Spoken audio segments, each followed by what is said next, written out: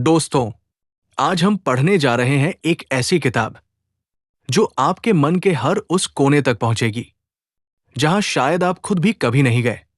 The art of not over thinking, जिसे लिखा है शौर्य कपूर ने। यह किताब उन सभी लोगों के लिए है जो जिंदगी के हर छोटे छोटे पल में भी गहराई से सोचने लगते हैं, जो बीती बातों को भूल नहीं पाते, जो आने वाले कल से डरते हैं और जिनका दिमाग कभी थमता ही नहीं, चाहे कितनी भी कोशिश कर लो। जो बीत चुका है उसे भुला नहीं पाते और जो अभी हुआ ही नहीं उसके बारे में सोच सोच कर परेशान रहते हैं। लेकिन हम अपने दिमाग को तुरंत बंद तो नहीं कर सकते, पर उसे समझ जरूर सकते हैं। यही बात लेखक शौर्य कपूर कहते हैं। वो कहते हैं कि अगर सही लोग आपके साथ हों तो जरूरत से ज्यादा सोचने की इस आदत से लड़ना थोड़ा आसान हो जाता है। कभी कभी किसी का एक शब्द ही काफी होता है जो आपको ये याद दिला दे कि आपकी भावनाएं सही हैं, आपका इरादा साफ है।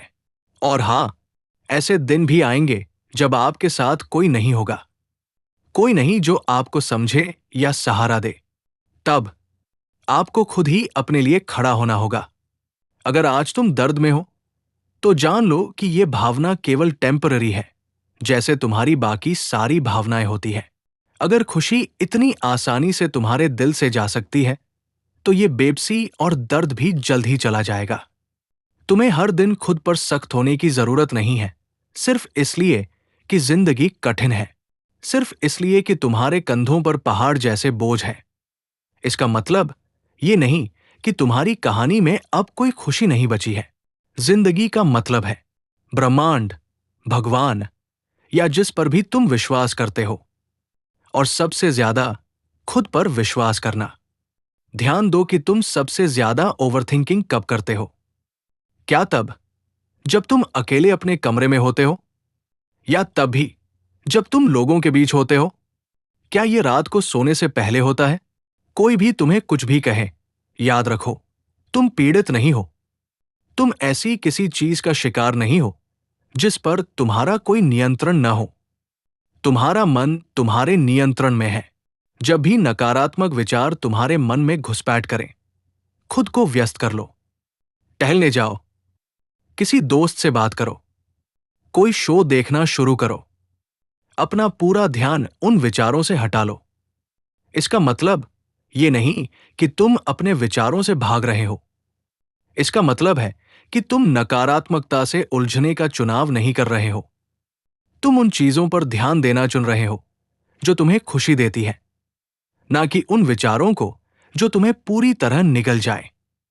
जब तुम ओवरथिंकिंग करते हो तो खुद से ये सवाल करो कि तुम ऐसा क्यों सोच रहे हो। अगर तुम्हारी चिंता तुम्हें कहती है कि तुम टेस्ट में फेल हो जाओगे, तो खुद को याद दिलाओ कि परिणाम जानने का एक ही तरीका है, इंतजार करना। और अगर तुम फेल भी हो जाते हो तो इसका मतलब ये नहीं कि दुनिया खत्म हो गई। मैं ये नहीं कह रहा कि तुम्हारे डर झूठे हैं। मैं सिर्फ ये कह रहा हूं कि तुम अपने मन में ऐसे डर गढ़ रहे हो जो शायद कभी सच हो ही ना। अपने आप को इस तरह चोट मत पहुंचाओ। अगर भविष्य में दर्द है तो उसे भविष्य में ही रहने दो। ओवरथिंकिंग हर चीज को उलझाती है, जबकि जीवन को आसान बनाना चाहिए। तुम अपनी मुस्कान खोने दे रहे हो चिंता के कारण, जबकि तुम अपने सफर, मेहनत, अच्छे दिल और इरादों पर भरोसा कर सकते हो। हिम्मत और धैर्य के साथ आगे बढ़ो। जब तुम ओवरथिंकिंग कर रहे हो तो किसी ऐसे इंसान को कॉल करो जो तुमसे प्यार करता हो, जो तुम्हारे विचारों और भावनाओं के लिए तुम्हारा न्याय न करे। कोई ऐसा जो तुम्हारी भावनाओं को नकारे नहीं, जो तुम्हें अनसुना नहीं बल्कि समझा हुआ महसूस कराए, जो तुम्हें ज्यादा महसूस करने पर दोषी न बनाए। कोई ऐसा जो तुम्हें धैर्य से सुने। वो कोई थेरेपिस्ट भी हो सकता है।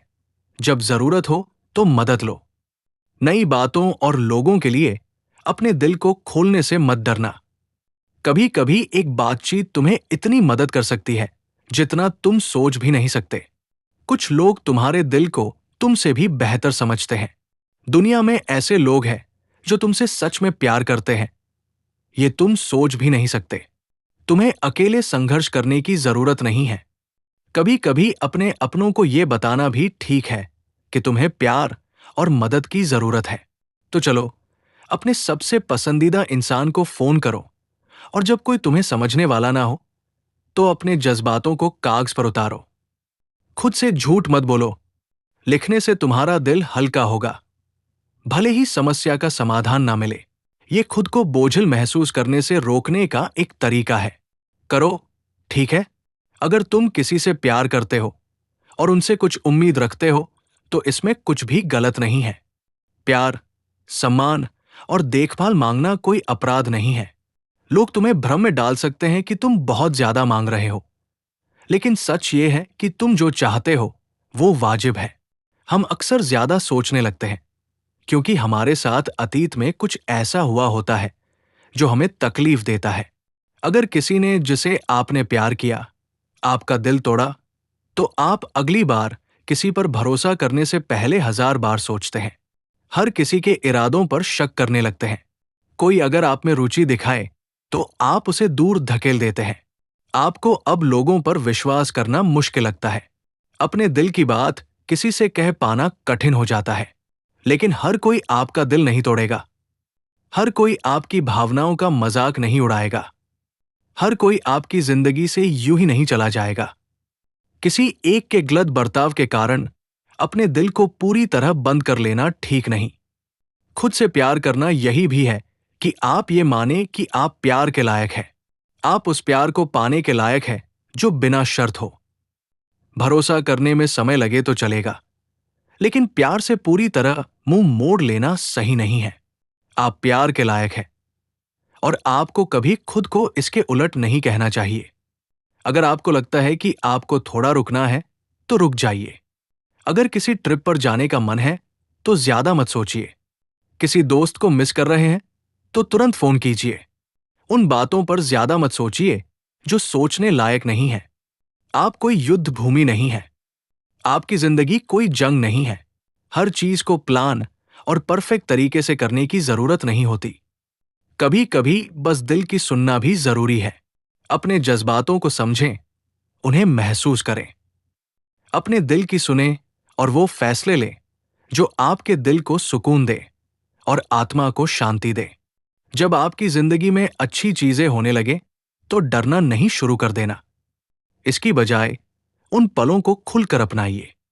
खुद को याद दिलाइए कि आप इससे कहीं ज्यादा डिजर्व करते हैं।